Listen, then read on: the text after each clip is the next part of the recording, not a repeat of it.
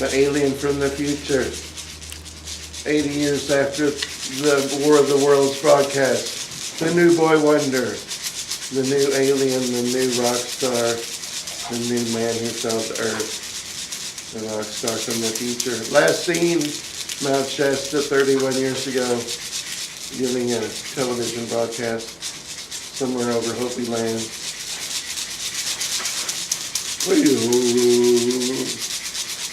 Welcome to Golden Road Productions.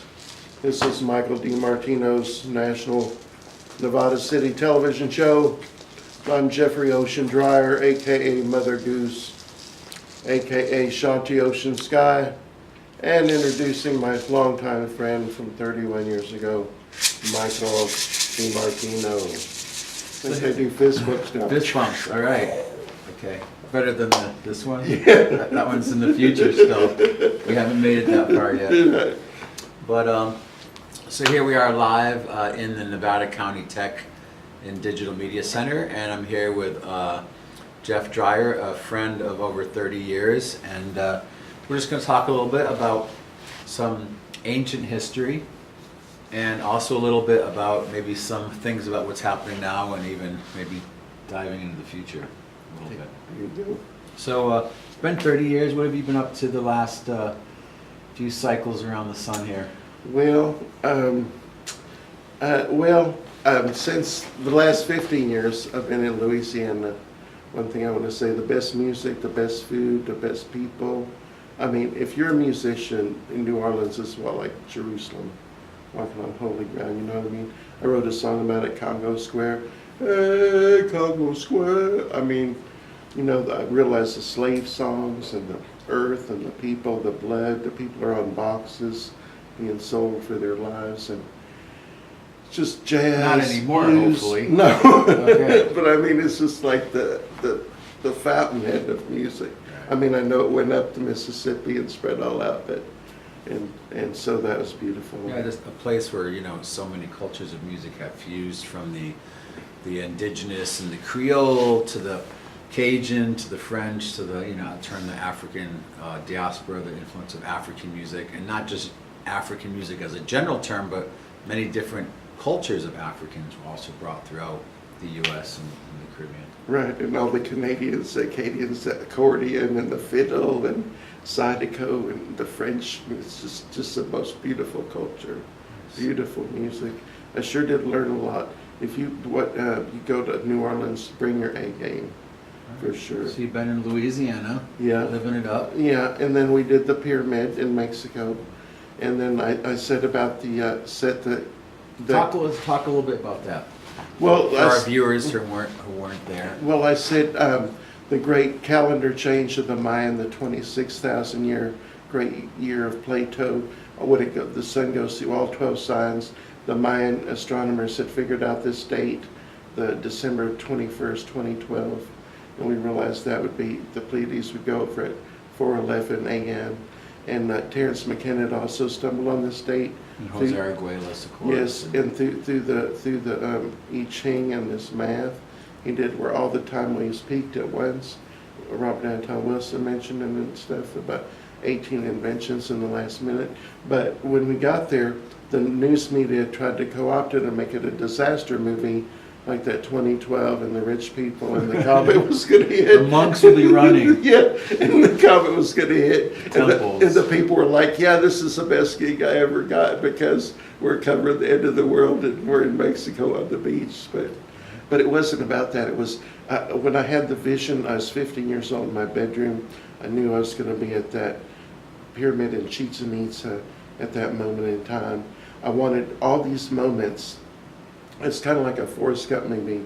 They call me the Forrest Gump of rock and roll, but it's not that. It's I wanted to, each moment in time, and you're a place in time, and you have like a lever, you can move the world, but it's not that. It's like you're marking these times, space, and earth.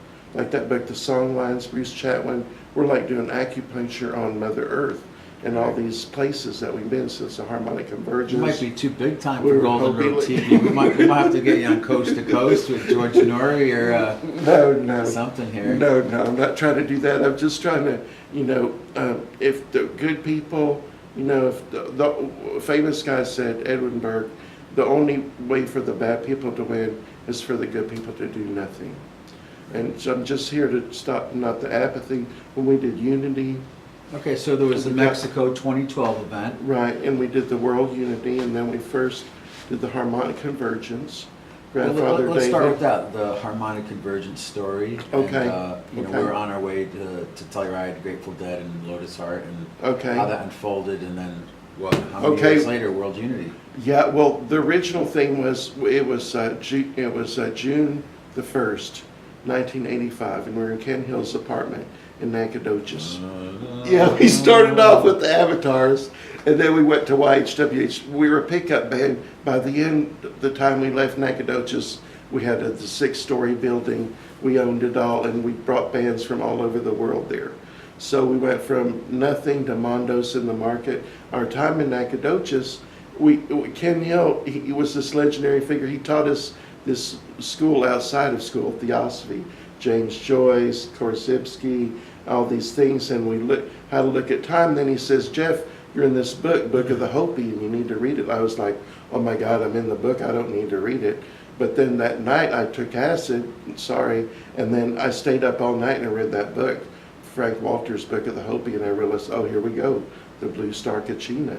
And then the next day, we dropped out of school and hitchhiked to Hopi Land. Wow. The first door I knocked on was Grandfather David's. He opened the door and says, I've been waiting for you. I said, well, good. I want to, whatever that is, I want to know. And he goes, well, there are 5 dream warriors in the world at any one moment. And I'm one of them, and I can go through anybody's dreams and do anything at any moment. And I said, wow, I never heard anything like that. And I said, well, can I just put my sleeping bag in the backyard? He says, yeah. As long as you carry me down to the Keep every day, a good deal. All right. And that parlayed. Well, later he said, and we read this book, The Mind Factor. That's how it tied in. And I said, well, I'm interested in doing this. And then they said, well, hey, where do you want to go? And I said, I want to go to Hopi Land. So that's when at 87, when I at the Grateful Dead show in Irvine, when I met Mike in Venice, I said, hey.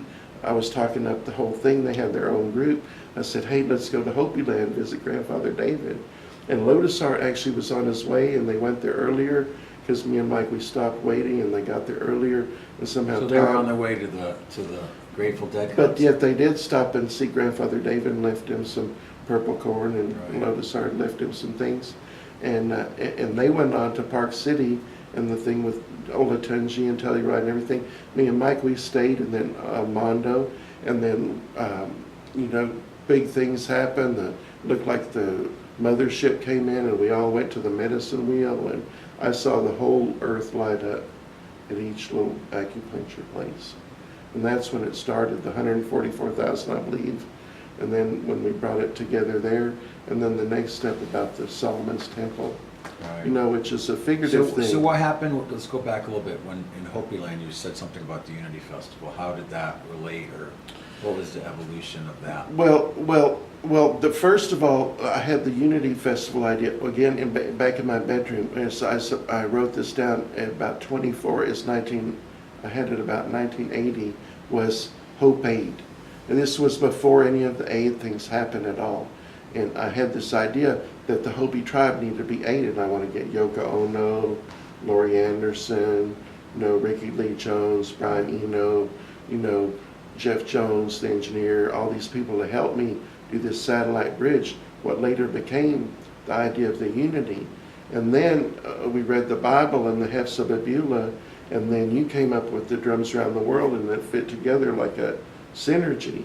And I remember that time we were on the beach with Fantuzzi, smoking a fatty at the lifeguard tower, and he says, well, Hefzibah, and he says, well, that's going to be too hard for people to get a handle on. What's that mean? The marriage of heaven and earth. And I say, he's like, no, what's it really about? And we go, unity, bring people together. He goes, World Unity Festival. And so then we were like, okay, and then, it took us like about 5 years of solid effort to network magazines, Rolling Stone, Tricycle, Buddhist. We had Tibetan monks, 37 countries, and All right, so there's a pretty long, eclectic, rich and deep history Yeah. behind not just these stories, but an evolution of how things have happened in Right. time and space. So, Right. bring it to the moment. What's potentially the future hold in store?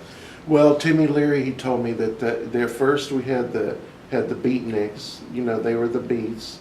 Then the hurricane called them beatniks. Then the hippies. Then we had the yippies. 50 years ago, the Chicago National Convention. Then we had the yuppies, the 1980s. Then in the 90s, we created the zippies with the World Unity with the cover of Wired. And now the last one is the Shogun Ryu. It's Japanese for the new breed. It'll be a person that not only knows about computers, but is at home anywhere in the world. The new generation that's turning about 20 now.